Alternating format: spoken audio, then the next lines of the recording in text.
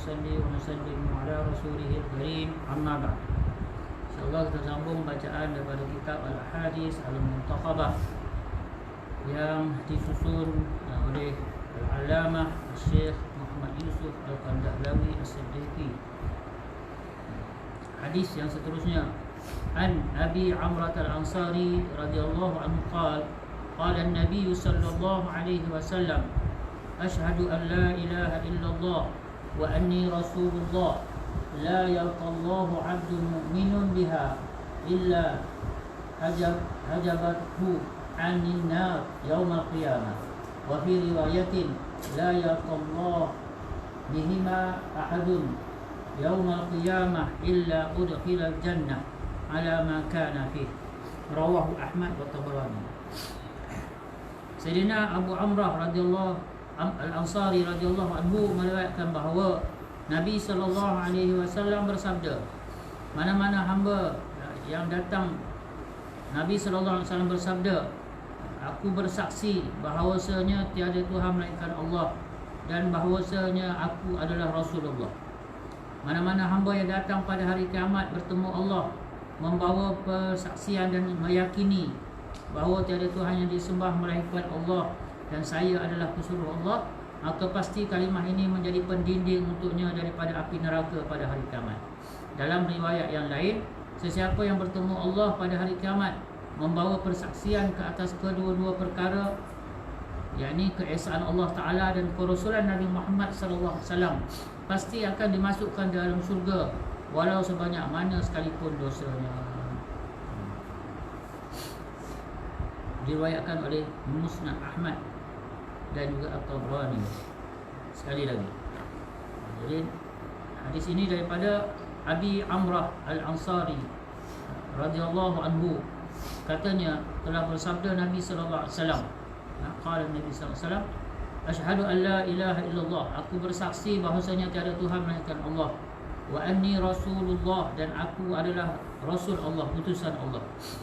La yalqallaha 'abdun mu'minun biha, tidaklah bertemu Allah Ta'ala akan seseorang mukmin, hamba yang mukmin, seorang hamba Allah Ta'ala yang beriman dengan kalimah ini, illa hajabathu 'anil nar, pasti akan menyelamatkan dia daripada neraka yaumul qiyamah, pada hari kiamat nanti. Dalam satu riwayat yang lain dikatakan la yaqallaha bihima, tidaklah Allah Subhanahu Wa Ta'ala, dua kalimah ini menemui Allah Subhanahu Wa Ta'ala, seorang itu bawa dua kalimah ini bersama dia, ahadun yaumul qiyamah, pada hari kiamat, illa udkhilal jannata ala ma kana fihi, melainkan Allah Subhanahu Wa Ta'ala akan masukkan dia ke dalam syurga. Keterangan, ada sedikit nota kat sini. Berpandukan hadis-hadis lain, para pentafsir hadis telah menerangkan maksud hadis di atas dan hadis-hadis lain seumpamanya bahawa, dan hadis-hadis lain yang seumpamanya bahawa sesiapa yang pergi bertemu Allah dengan membawa kedua-dua persaksian, yakni persaksian terhadap keesaan Allah Ta'ala dan kerasulan Nabi Muhammad SAW, sedangkan dalam buku catatan amalannya ada dosa, maka tetap Allah SWT akan memasukkan ke dalam syurga, sama ada setelah dosanya diampunkan dengan kurniaan Allah Subhanahu Wa Ta'ala atau setelah diazab atas dosa-dosanya. Sedemikianlah sebagaimana yang dibawa syarah ini dalam Ma'riful Hadis, kitab Ma'riful Hadis.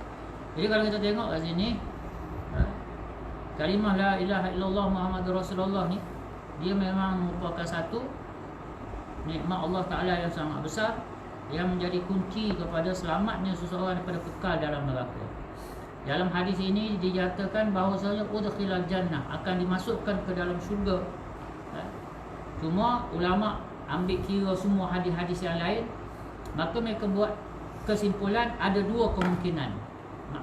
Maksud masuk dalam syurga ada dua kemungkinan, iaitu yang pertama, Allah Subhanahu Taala walaupun orang tu ada dosa,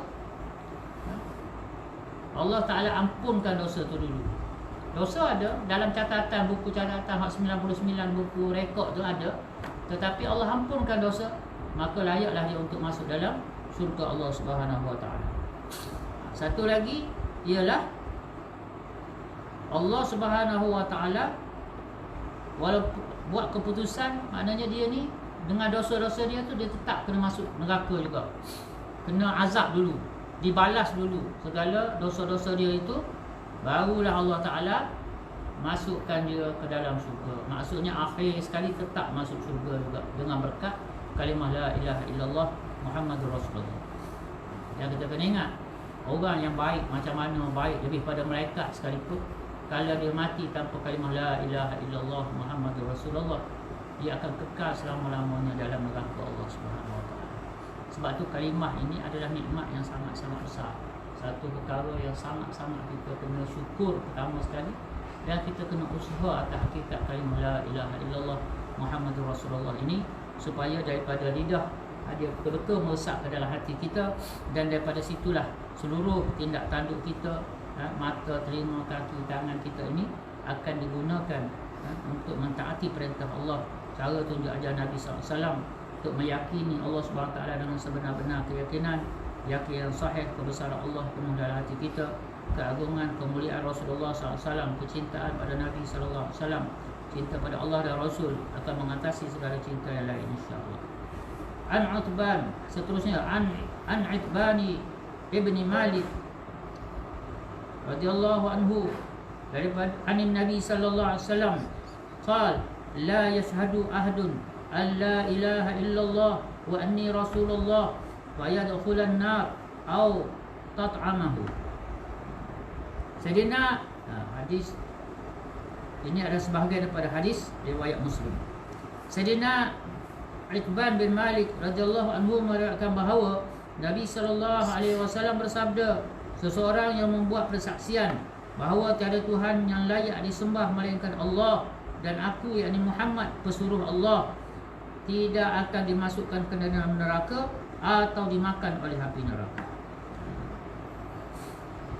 Sekali lagi pendek saja hadis ini. Ini adalah sebahagian daripada hadis yang panjang. Sayyidina Utban bin Malik radhiyallahu anhu mengatakan bahawa Nabi sallallahu alaihi wasallam bersabda, seseorang yang membuat persaksian bahawa tiada Tuhan yang layak disembah melainkan Allah, dan aku yakni Muhammad pesuruh Allah, tidak akan dimasukkan ke dalam neraka atau dimakan oleh api neraka. Maknanya, kalau pertama sekali ialah kebaikan ataupun kemuliaan Allah Ta'ala bagi, selamat daripada neraka. Kalau katalah takdirnya masuk neraka sekalipun, api neraka tidak dapat membakar orang itu. An Abi Qatadah an abihi qala qala Rasulullah sallallahu alaihi wasallam, man syahida an la ilaha illallah wa anna Muhammadan Rasulullah fadhalla biha lisanuhu wa tma'anna biha qalbuhu lam tat'amhu an-nar, rawahu al-Baihaqi. Sayyidina Abu Qatadah radhiyallahu anhu meriwayatkan daripada bapanya bahawa Rasulullah sallallahu alaihi wasallam bersabda, sesiapa yang mempersaksikan bahawa tiada Tuhan yang berhak disembah melainkan Allah, dan sesungguhnya Muhammad pesuruh Allah, Rasul Allah, sehingga lidahnya menjadi lembut dan hatinya menjadi tenang, yakni kerana banyak menyebut kalimah thayyibah itu, nescaya dia tidak akan dibakar oleh api neraka. Hadis riwayat Al-Baihaqi. Di dalam hadis ini juga dinyatakan, ditegaskan bahawasanya kalimah la ilaha illallah Muhammad Rasulullah ini begitu sekali mulia di sisi Allah Ta'ala.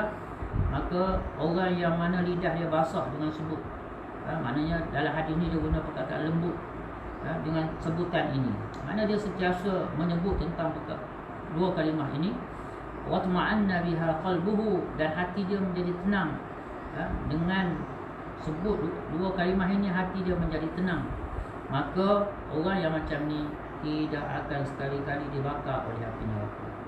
Jadi alhamdulillah kita telah dengar 3 hadis hari ini berkenaan betapa mulianya kalimah la ilaha illallah Muhammadur Rasulullah yang kita ada dalam diri kita. Ini semua fadilat-fadilat, kemuliaan, kelebihan, keutamaan tentang kalimah la ilaha illallah Muhammadur Rasulullah. Semoga Allah SWT beri pada kita kekuatan untuk kita usahakan atas hakikat kalimah ini, agar seluruhnya kita dapat juga sampaikan perkara ini pada saudara-saudara kita yang lain, sama ada saudara kita yang sama-sama yang dah ada kalimah ataupun yang belum ada kalimah lagi.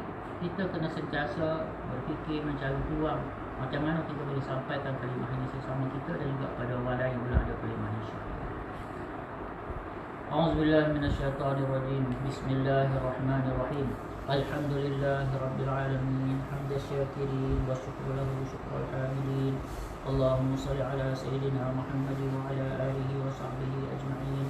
Rabbana ighfir lana dhunubana wa liwalidina warhamhum kama rabbawna shighara.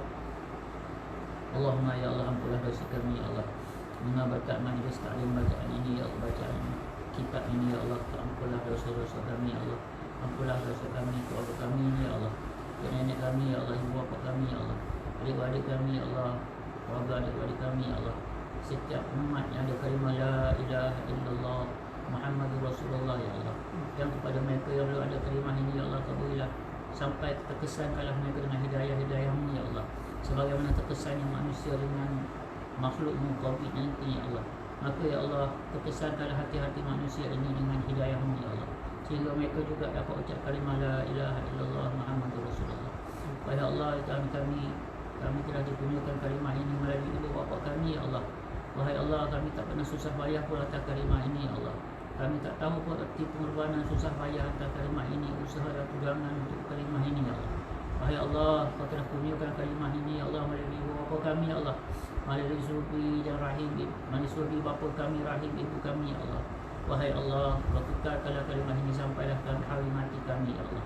Wahai Allah, Kau jagalah iman kami ini ya Allah sampai hari kami mati ya Allah. Dan sebenarnya Kau matikanlah kami dalam keadaan husnul khatimah, dalam keadaan iman kami diterima, amal kami diterima di sisi-Mu ya Allah. Allahumma khtim lana bi husnil khatimah wa la takhtim alaina ya Allah bi su'il khatimah. Allahumma khtim lana bi kalimati la ilaha illallah. Rabbana atina fid dunya hasanah wa fil akhirati hasanah wa qina adzaban nar. Wa sallallahu ala sayyidina Muhammad wa ala alihi wa sahbihi wa sallam. Subhana rabbika rabbil izzati amma yasifun. Salamun alal mursalin walhamdulillah.